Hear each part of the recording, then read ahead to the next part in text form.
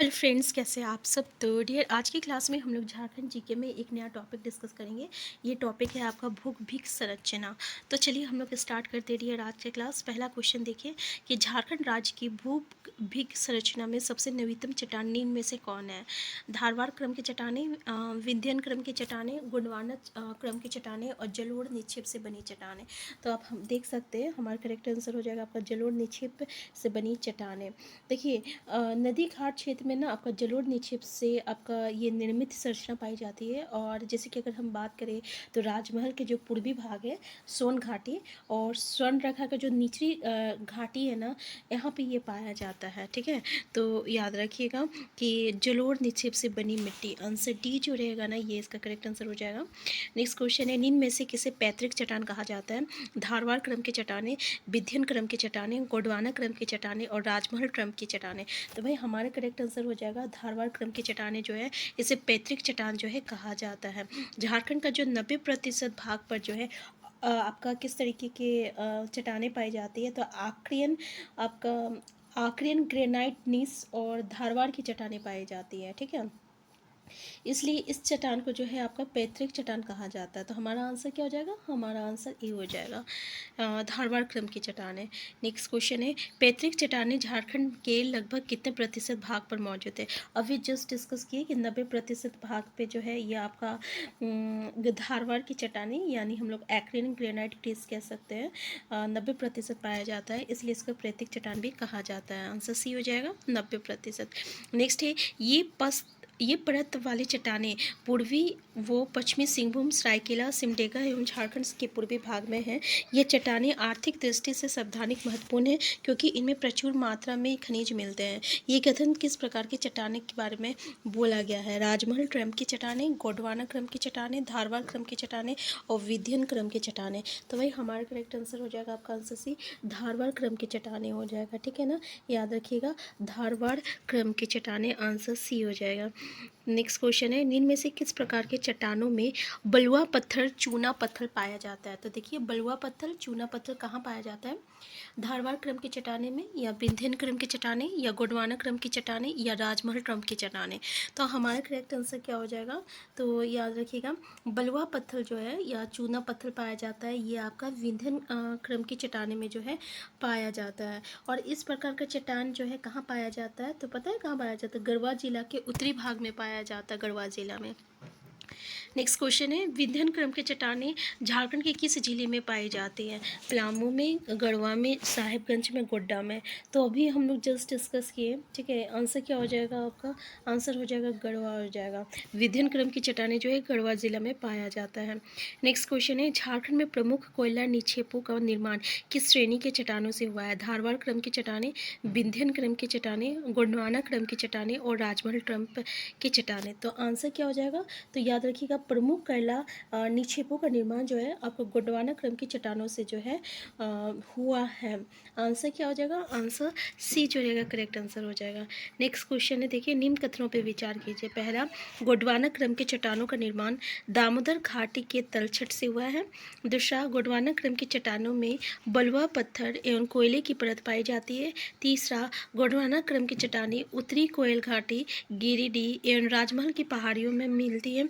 चौथा, झारखंड के प्रमुख कोयला निक्षेपों का निर्माण इसी श्रेणी के चट्टानों से हुआ है। तो कौन सा स्टेटमेंट जो है सही है, अगर हम देखें तो ये हमारे जितने भी स्टेटमेंट है ना गोंडवाना क्रम की चट्टानों के बारे में, ये सारे स्टेटमेंट सही है कि इसका निर्माण दामोदर घाटी के तलछट से हुआ है और ये बलुआ पत्थर और कोयले की परत पाई जाती है। और गोंडवाना क्रम की चट्टानें जो है उत्तरी कोयल घाटी, गिरिडीह और राजमहल की पहाड़ियों में मिलती है। और झारखंड के प्रमुख कोयला निक्षेपों का निर्माण जो है इसी श्रेणी के चट्टानों से हुआ है। हमारा आंसर क्या हो जाएगा, आंसर डी हो जाएगा, ए बी सी डी सभी सही है। नेक्स्ट है, निम्न में से किसके सम्मिलित रूप को पाठ प्रदेश कहा गया है। देखिए, पाठ प्रदेश किसको कहा गया है, सिंपल सा है। पाठ प्रदेश में कौन कौन सा जगह आएगा, तो पाठ प्रदेश में जो है ना ये आपका आता है, ऑप्शन देख सकते हैं, पलामू, लातेहार, गढ़वा, गुमला, पलामू, लातेहार, लोहरदगा, गुमला, पलामू, लातेहार, गुमला, लातेहार, सॉरी, पलामू, लोहरदगा, गुमला, ये हमारा आंसर हो जाएगा पलामू, लोहरदगा, गुमला और लातेहार। इसी को जो है हम लोग पाट प्रदेश कहते हैं। इसकी आकृति कैसी है, तो इसकी आकृति जो है ना ये त्रिभुजाकार है, ठीक है, याद रखिएगा, त्रिभुजाकार है इसकी आकृति, ठीक है। और इसका जो शीर्ष भाग जो है ना ये दक्षिण में है और दक्षिण में है, तथा आधार जो रहता है ना ये आपका उत्तर में है।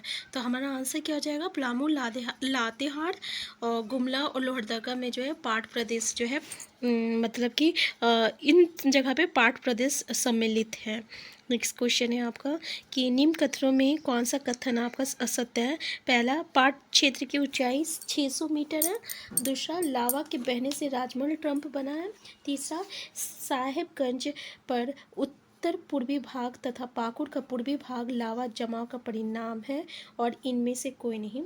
तो हमारा आंसर क्या हो जाएगा, हमारा आंसर हो जाएगा आपका आंसर ए हो जाएगा, ठीक है। पाट क्षेत्र की ऊंचाई 600 मीटर जो है इसमें कौन सा सत्य है, 600 मीटर नहीं है भाई, इसकी ऊंचाई जो है 900 मीटर है। तो हमारा पहला स्टेटमेंट ही जो है गलत स्टेटमेंट है, 600 मीटर नहीं है, 900 किलोमीटर है।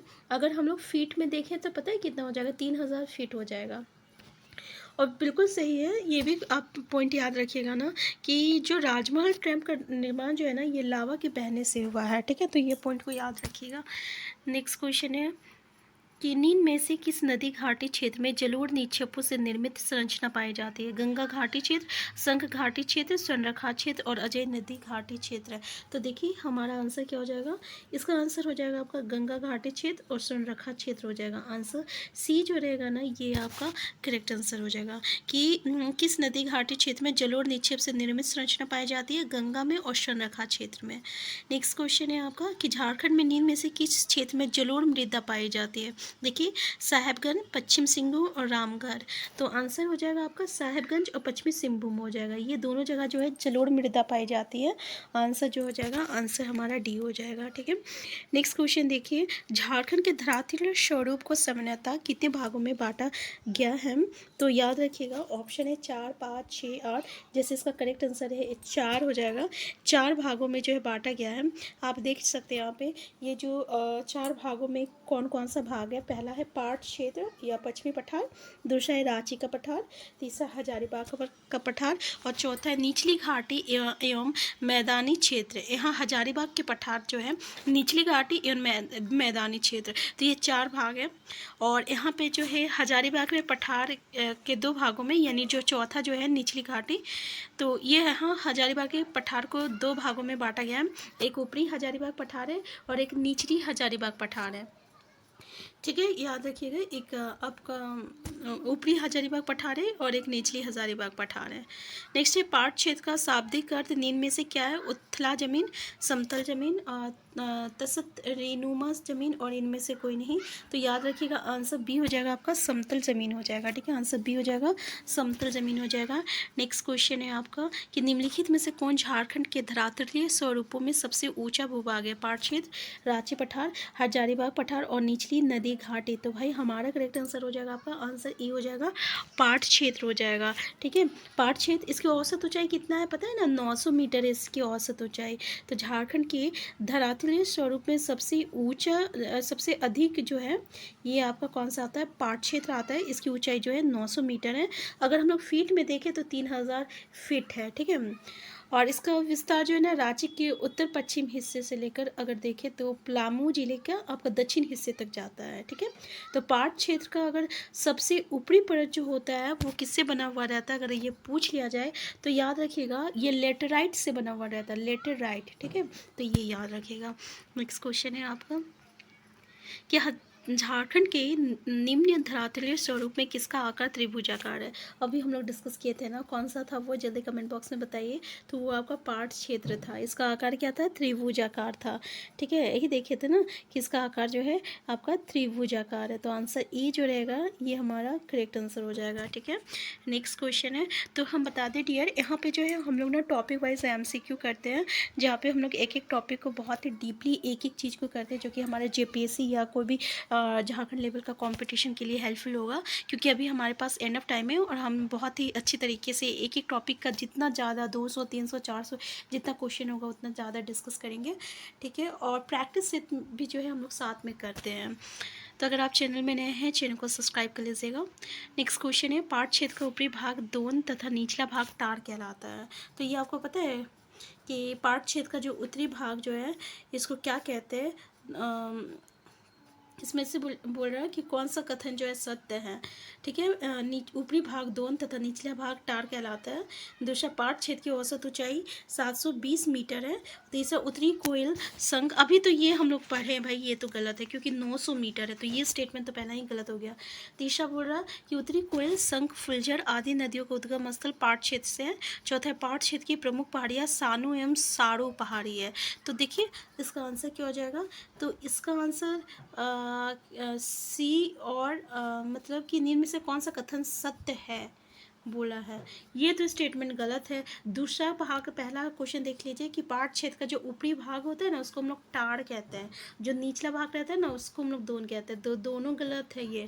ठीक है, यानी ये दो स्टेटमेंट जो है ये हमारा सही हो जाएगा। तो भाई हमारा करेक्ट आंसर क्या हो जाएगा। तो हमारा करेक्ट आंसर हो जाएगा आपका सी और डी सही है। तो आंसर डी जो रहेगा ये करेक्ट आंसर हो जाएगा। ठीक है, तो जितना ज़्यादा प्रैक्टिस कीजिएगा उतना ही आपको याद होने में ईजी होगा। हम फिर मिलते हैं नेक्स्ट क्लास में। Thank you.